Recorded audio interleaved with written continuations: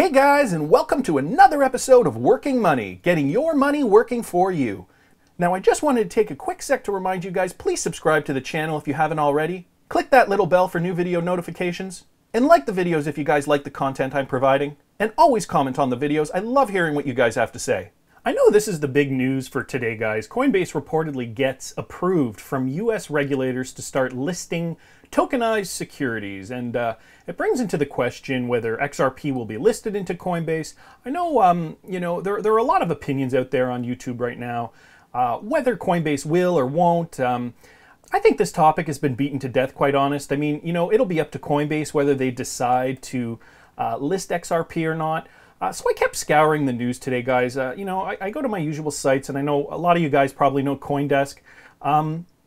And I found it quite interesting, whereas a lot of, over the last few months, a lot of the news was centered around cryptocurrency and the small kind of micro industry that we know as cryptocurrency or crypto trading, crypto finance. But now, guys, I'm finding that there are a lot of news articles today in particular regarding regulation with governments and other institutions that are widely prevalent in society.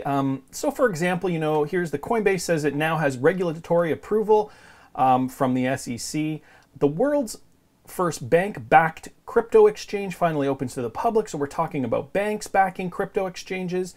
US government backs decentralized energy grid, with a $1 million grant. So now we're talking about the US government, and the CFA exam is getting a crypto section next year. So the CFA, for all of you who don't know, that's the Chartered Financial Analyst Program, and they're getting a crypto section. So, it just kind of dawned on me after seeing a lot of these headlines, and I did some more research too, and this is big in the news today too. The G20 Watchdog unveils framework to monitor crypto, and basically, the G20 countries have been, banded together and had a conference recently where they did talk about cryptocurrency regulation and monitoring cryptocurrency. Guys, it is becoming very, very apparent that cryptocurrency is becoming very prominent in the world today.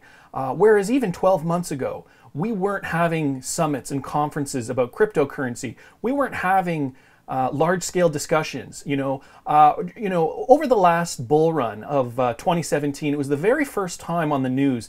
I sometimes listen to AM news in my car when I'm driving around, and the business section comes on, and they talk about the S&P, the Dow.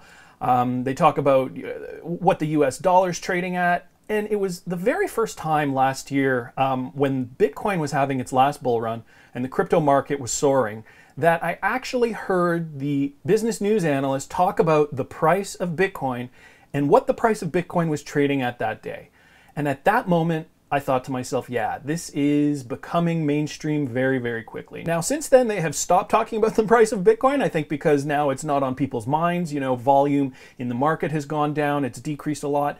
Nevertheless, guys, G20 countries are talking about this, governments are talking about this, chartered accountants are dealing with and grappling with their customers and their clients, coming to them and asking them, how do I put net gains and net losses on this person's income tax if they're trading in cryptocurrency?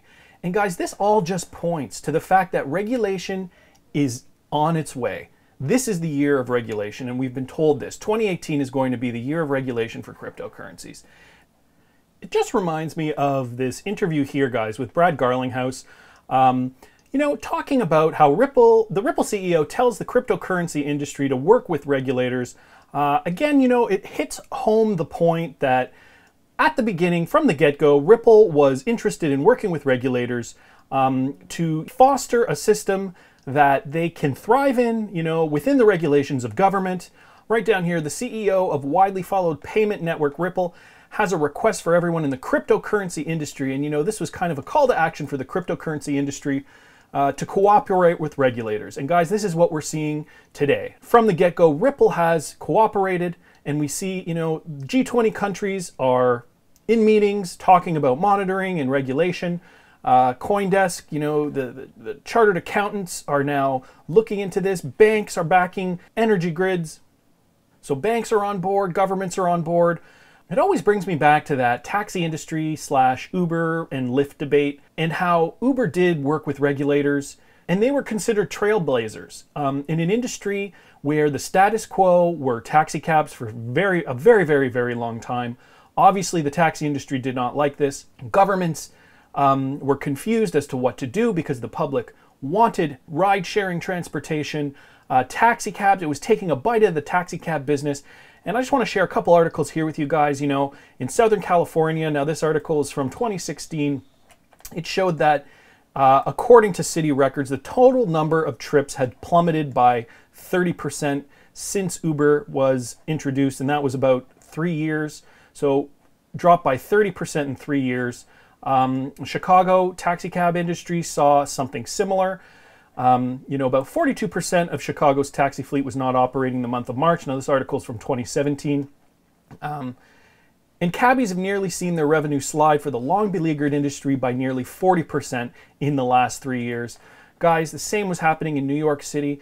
And this is because Uber played by the rules. They met with regulators. They weren't anarchists. You know, they didn't disrupt the system just by doing what they wanted and being all contrary to the status quo.